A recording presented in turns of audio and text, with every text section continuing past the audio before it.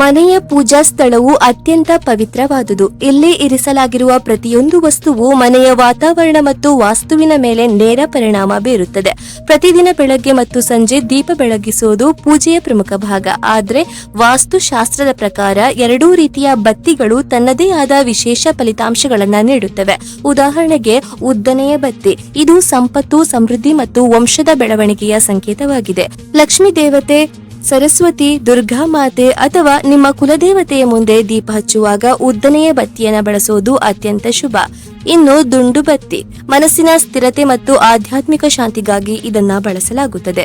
ಭಗವಾನ್ ವಿಷ್ಣು, ಶಿವ ಅಥವಾ ಹನುಮಂತನ ಮುಂದೆ ದೀಪ ಬೆಳಗಿಸಲು ದುಂಡು ಬತ್ತಿ ಶ್ರೇಷ್ಠವೆಂದು ಪರಿಗಣಿಸಲಾಗಿದೆ.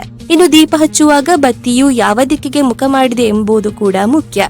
ಉದಾಹರಣೆಗೆ ಪೂರ್ವ ದಿಕ್ಕು ಆರೋಗ್ಯ ಸುಧಾರಿಸುತ್ತದೆ ಮತ್ತು ಆಯುಷ್ಯ ವೃದ್ಧಿಯಾಗುತ್ತದೆ, ಹಾಗೂ ಉತ್ತರ ದಿಕ್ಕು ಆರ್ಥಿಕ ಲಾಭ, ಹಣಕಾಸಿನ ಮುಗ್ಗಟ್ಟು ನಿವಾರಣೆ ಮತ್ತು ಯಶಸ್ಸಿಗೆ ಈ ದಿಕ್ಕು ಸೂಕ್ತವಾಗಿದೆ ಎನ್ನಲಾಗಿದೆ.